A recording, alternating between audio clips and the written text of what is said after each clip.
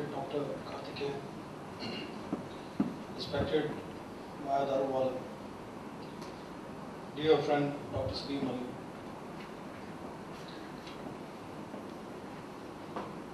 I'm sure all of you who are present here are definitely interested in the well-being of the society. That is why you are here.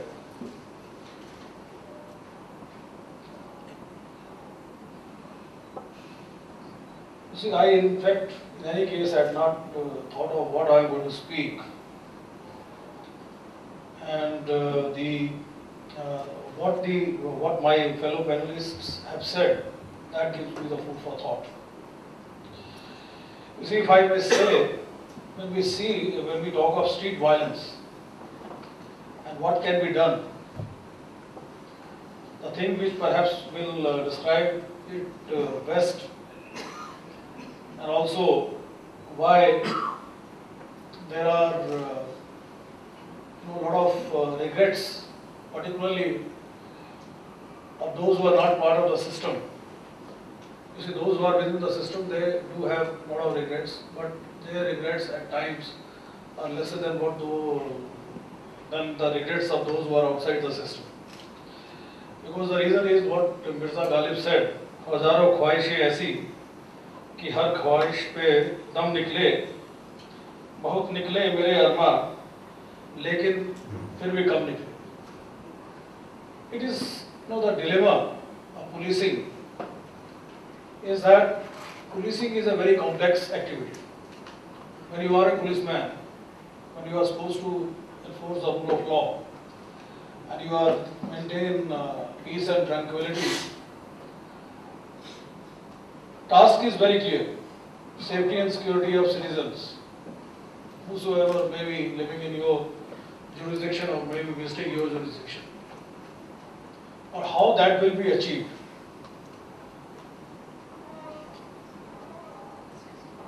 That limited charter is in fact a function of unlimited desires vis-a-vis police. And when you talk in terms of resources are limited. So that is why policing becomes an extremely complex activity, and the policeman has to prioritize his resources and his even what he is going to, as I said, the safety and security of citizens comprises of millions of wants. So the resources available, because are limited, apportionment by the police officer cannot be unlimited. So this complexity of policing is not understood by those who are not within the system. Even those who are having regular interaction with the system, they also do not understand. And that is where the problem lies. In fact, I am very happy Dr. Salim Ali in fact has, so I need not really touch what really ails, which results in street violence. So all of us now are very well enlightened, even he has done it in a very, if I may say, scholarly fashion. So we know why street violence is there. So now, before I try to conclude, before that I would like to touch certain issues which the fellow panelists have raised. With your permission, I'll try to run through them. Shri Subramaniam focused on the issues which pertain to the managing traffic in the city. And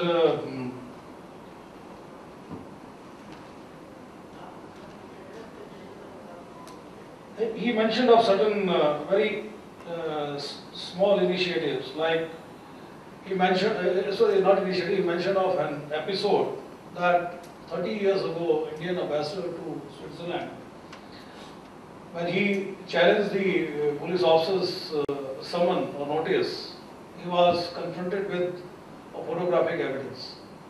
Why can't we do this? Yes, we also feel so. Why can't we do this? And then of course he mentioned of the, like the vehicles, among other things, certain things I am not going to mention. The HR number plate SUVs driving in a utterly rash fashion or drinking when they are driving. What is HR? I mean, as an example. Yeah, it is very bad. And then he mentioned, suddenly 8 lanes become 4 lanes.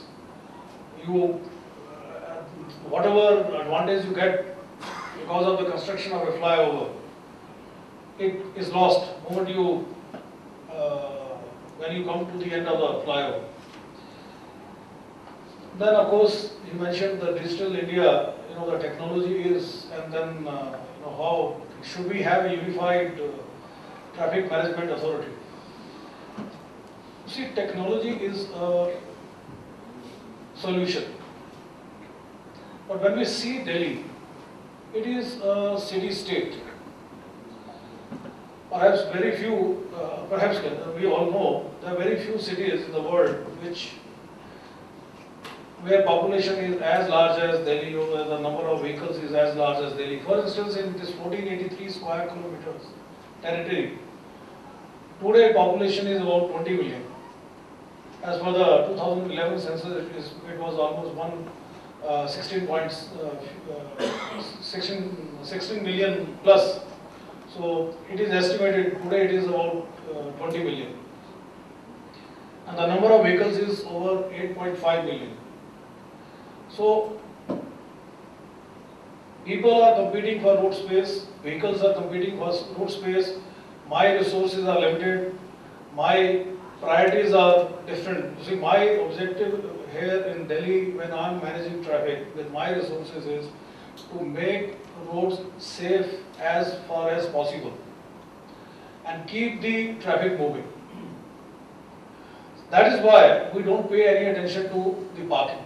Our vehicles are parked in Lajpat Nagar or at Khan Market or at Karol Bagh. Of course, we have now some directions of the NGT and we are trying to enforce those directions. But as a police officer, as a commissioner of police, I will not like to waste my resources in managing parking in the city.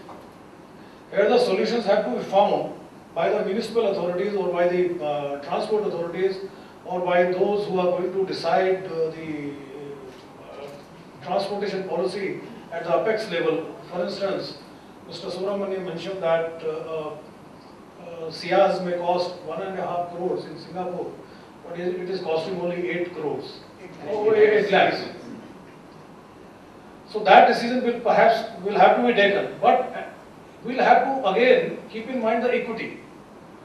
Here, because the disparity between rich and poor is so large, some people will have 20 CRs at their house, and the others who are trying to move up, who are having economic mobility, they will have to struggle for space in our jam-packed buses. We would need to improve our public transport system also, so that it becomes reasonably comfortable when a man who has to go to his office and work for 8 to 9 hours, when he travels by that bus, he is not at his wits, and when he travels by the metro, he is not at his wits end by the time he reaches his office. Or a woman who is going to her office, or a girl who is going to her college, she is not squeezed by the other fellow passengers. So here in Delhi, yes, there are constraints of resources, but we have taken certain initiatives, and for instance, we are having e-chalaning. Unfortunately, transport authorities do not have computerized data except for Delhi. We now are having online connectivity with the Delhi's RTO, but Transport Commissioner's office, but we have no linkages with the transport authorities in UP or Haryana or Rajasthan, from where a lot of vehicles come. So there are issues. But as I said, certain things are not at all, they are in our radar, but we cannot allocate resources. because of the NGT's directions, we are taking action in certain areas, but in Greater Kailash or in Janakpuri or in Vikaspuri, if people are parking their vehicle left, right or center, definitely it is not my priority. Though I try to, we do try to keep certain arterial roads clear. For instance, we have about 40 odd arterial roads where we try to ensure that there is lesser parking, because no parking even in CX7. At times people have a tendency to stop their vehicle along CX7. Now if you remove a traffic cop from CX7 at India Gate, you will find a lot of TSRs will stop by the side, on the right side, where people can come and bang into them. Because passengers get down from the left side. When you are parking on the right edge of the CX7, the person is getting down from the TSR on the left hand side. He is exposed to the flowing traffic, which is fairly fast at CX7 at India Gate. So there are issues, there are economic constraints, there are constraints of manpower, then there are issues even, I will not like to say that, but at times, advice comes from quarters who do not know the complexity of traffic management. Like intelligent traffic management system, which was conceived before the Commonwealth Games, has not been implemented because it was made so complex. You see, something which may function in a small city having a population of 2 million may not function in Delhi. If we try to have a real-time adaptable traffic signaling system, it is bound to fail in Delhi. Because at many places, the optimum capacity of the traffic signal will be much lower than the normal traffic flows. So there you cannot manage with the real time. You cannot have any computerized regulated traffic flows. There you have to have manual intervention where the man is going to decide the timing. Okay, people are going towards the airport, so I should give them more time. Okay, people are coming towards Connaught Place and Central Secretariat, I should give more time to people. Now people are exiting from this area, I should give more time towards people going towards Vikas Marg. So at certain times, perhaps the answer will be the Unified Traffic Management Authority, where people who are taking decisions or who are, if I may say, guiding about decisions, they understand the mechanics of the problem. So I will not go beyond this as far as this part is concerned. Dr. Daruwala had mentioned, she of course mentioned about lack of, she wondered, if I may say so, whether we have a situation where we have a lack of law enforcement, or we can say where the law enforcement doesn't know what exactly is required to be done, how it can be done or how it should be done. And then of course she mentioned of police reforms. In this regard, fortunately in Delhi we are lucky. I should not compare, because there are issues when I say as far as Supreme Court guidelines are concerned, all 6 guidelines have been followed and have been implemented as far as union territories are concerned and Delhi is concerned. And then, here also there are some issues, which as a police officer, for instance, Supreme Court guidelines talk of State Security Commission. The State Security Commission is a body which is borrowed from the Japanese policing model. You see, their ethos are different, their systems are different, so it is functioning in a different fashion, because police is absolutely autonomous. In Indian context, Delhi we are still autonomous. Nobody tells me who should be my deputy commissioner in the district. It's a fact. If you ever interact with any of my predecessors also, they will also tell you. Because the Prime Minister never has any vested interest in Delhi. Home Minister never has any vested local interest in Delhi, if I may say so. Fortunately, we do not report to CM, who may have local vested interest because his MLAs will be pestering. Lieutenant Governor normally is a person who may not have any vested interest in Delhi, and his objective is how he can preserve the law and order in the best possible fashion. So, in my 37 years, 38 years of service, which I have a large part of which I have spent in Delhi, there is no interference whatsoever as far as operational decisions are concerned. There may be at times some sivarish choti moti aa jaye, but that, for that matter anybody knows, सिफारिश आपका दोस्त भी कई बार कर देता है, आपका पड़ोसी भी आपको कर देता है, या कोई आदमी जो आपको जानता नहीं है लोधी गार्डन में सैर करता हुआ मिलता है वो भी आपको कर देता है. So you have to take your own judicious decisions. So, but one area particularly I must tell, because you all are opinion leaders, you must know this separation of investigation and law and order. You see, this is again it's a concept which is misunderstood. You see, this concept is borrowed from British police. Because there every police station is headed by an officer of the rank of superintendent, you can say akin to our deputy commissioner, deputy SP or an ACP. So they have inspectors. One of the inspectors is, he has inspectors under him. One of the inspectors under him is called detective inspector. This detective inspector in a police station of over 100 plus may have another 8-10 persons under him. This team, they are in civil. Once you are recruited as a normal constable, but once you migrate to detective wing, which happens within immediately after training, then you don't come back. You don't wear uniform.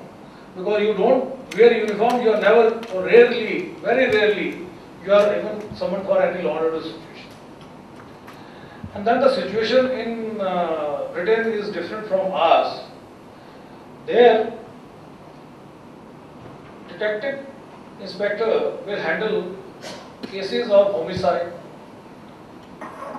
maybe serious hold-ups, or maybe abduction or kidnapping for ransom, or maybe rapes. These are the few, or some other serious crime against children, or maybe some drug, anti-narcotic action. So that is all what they do. So in a year, they may not handle more than a dozen or 2 dozen cases. Our situation is different because we have landlord-tenant disputes. There, because our civil laws are so well defined, landlord-tenant disputes never go to police. Here, every landlord-tenant dispute will first come to police and then it will go to the civil court, because the person will try if he can sort it out through police. There are no neighborly fights. Here, if you go to Sangam Bihar, in the evening if I have 36 calls, out of 36 calls, 20 calls will pertain to jhagda between 2 neighbors. There will be we have a lot of kidnappings, which are kidnappings because the boy may entice a girl to go with him. That doesn't happen there. Then,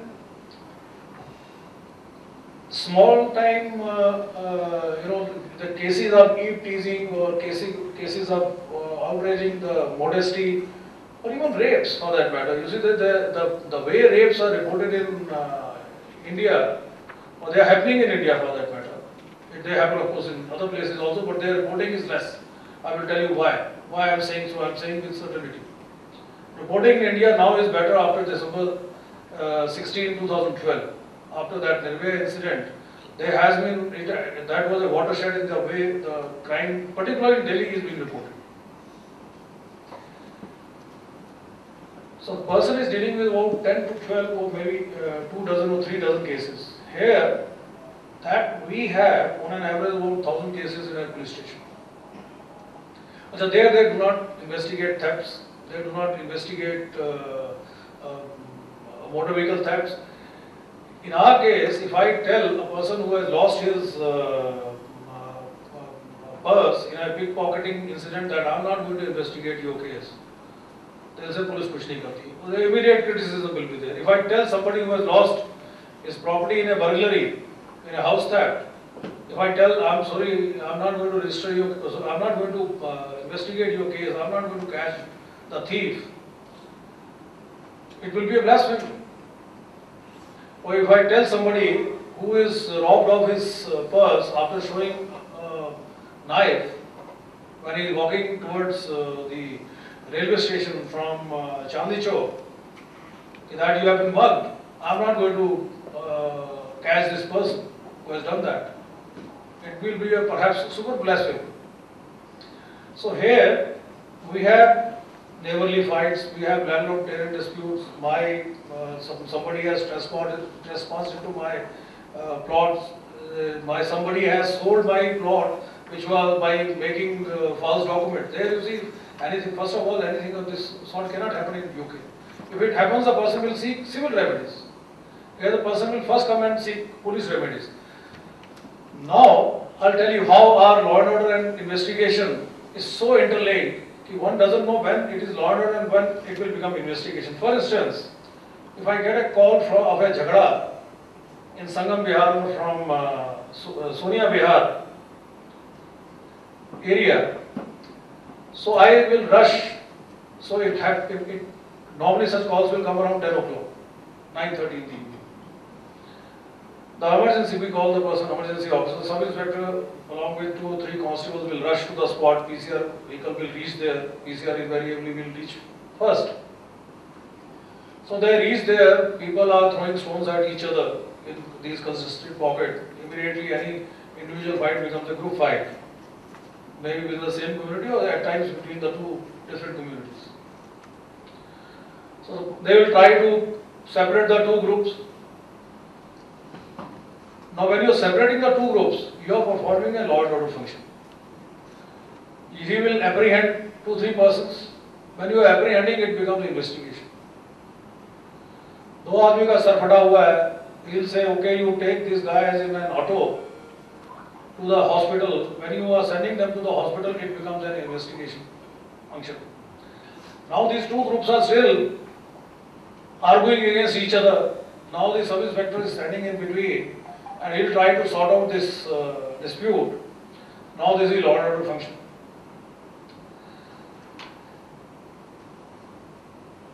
Apprehending person becomes an investigation. Now, you see, he has to tell, when he goes back to the police station, he will say, I went there, this was the situation. He will describe the situation. A complaint will be lodged. Either he will record the statement of one of the person who perhaps is a bigger victim of the jhagda. He becomes a complainant and the other party becomes accused. So, when he is recording the statement, it is an investigation function. Now in this situation, you see, this is one. For instance, you see, so it is very difficult. Now this man, if we say the investigation man will be different and law and order man will be, they should have nothing to do with it. Then perhaps you will require far more manpower than what you have today, in any case. And then, because the crimes are different and the expectation of public are different, we will not be able to ever have that sort of segregation which exists in UK unless we accept that situation that they are not going to investigate burglaries. For instance, burglary, the man will go there, he will call the forensic team, they will lift the fingerprints, knowing fully well. Very rarely I can go from crime to criminal. particularly auto theft. When you go to the spot, you know fully well that you are not going to catch a criminal from crime. But I cannot tell this to the world, though we have started telling. That is a separate issue. We have started telling. We have already we have already done the soft launch of our e-registration of auto thefts. And soon we will be launching it for public also, where public will be able to lodge their FIR in respect of auto thefts on cell phone as well as on the internet. We are already doing that in all our police stations. Investigation is done by computer. Only one case diary is written by the police officer. We are not investigating. We have started that. But still, I start telling people that when you fight, Rosi ka jhagda, I am not going to investigate. It will be blasphemy. So that sort of segregation, ma'am, perhaps will not be possible, which is there in UK, and that has to be understood by the intelligentsia also.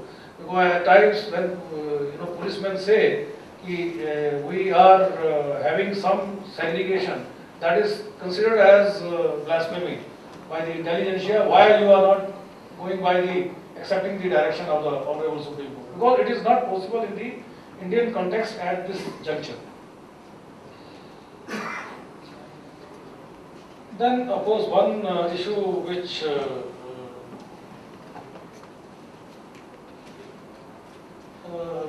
accountability, anyway, this is not really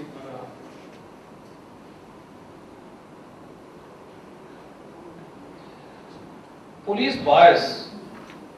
I must tell you, and I can of course again say with certainty, because I have seen police. Fortunately for me, my cadre is unit director's cadre. I have served in Arunachal, I have served in Chandigarh, I have served in Pondicherry, I have served in Goa. And then of course I had served in on deputation to IB for 5 years. Then I had some interaction with the northeastern states. Police in India is secular. Maybe in the past, because at least I joined in 77, we have never come across any occasion when we found our officers were not secular. In any communal situation, they were not secular. Similarly, in any sectarian crisis, policemen in these territories which I have mentioned, I do not know what happens in Tamil Nadu or what happens in Andhra, but the way Indian police has been able to maintain general peace and tranquility, it is a consequence of an unbiased policing, generally unbiased policing on the part of Indian police in general. But about these territories, I can assure you, there may be individual aberrations. Somebody may indulge in some slap, some torture, or somebody may indulge in some other misdemeanor. But police as an organization, we do not consider ourselves as a force. In fact, policemen among themselves are saying that we are not a force, we are a service. If you see our logo now in Delhi Police, we call it Shanti, Seva, Nyay. We have to maintain peace with a sense of service, with an eye on justice. This is what we tell our officers.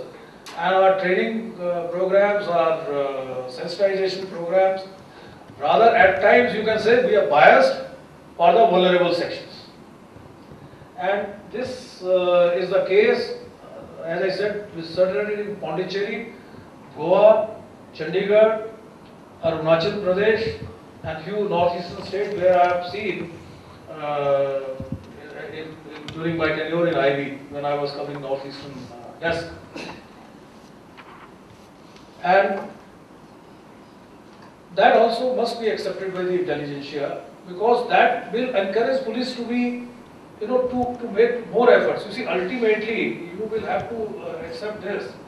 It's a complex activity. If it has to improve, the improvement will come from within. For instance, you see, nowadays I tell my guys, कि जिंदगी बड़ी मुश्किल है एक आम नागरिक की. Life is very difficult of a common person. Our endeavor should be how we can make it slightly simple. So,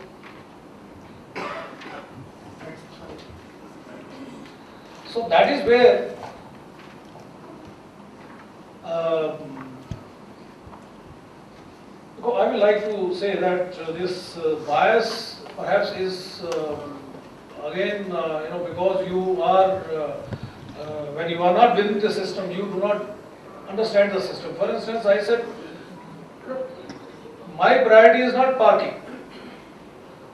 Person within the organization can understand why parking is not a priority, why somebody who is not wearing seat belt is not a priority, why somebody who is not wearing helmet is not a priority. Because my priority is violations which can kill others. Those of you who are now going on national highways, you would have seen, at least during the daytime, commercial vehicles are driving on the left side. Our now endeavor is, within our resources, we are now deploying more people in the night hours so that we can enforce slightly better. I am not saying better discipline because I know my limitations. Slightly better discipline during the night hours, and of late we have been chalaning people for zigzag driving. We have been taking action against the drunken driving also. I don't have the figures, otherwise I would have given those. So a person who is within the organization knows it better why. At times when a person is outside may not be knowing that you may consider police is biased, but that is because of aberrations. When you see the number of policemen in Delhi, it's 85,000. When you see the number of dismissals, it's 120 odd. Yes, it is a very large number, there is no doubt. We are the only one to punish. But out of 85,000, 120 persons indulge in certain misdemeanors, and the organization was unwilling to accept those misdemeanors. Very few organizations punish their people.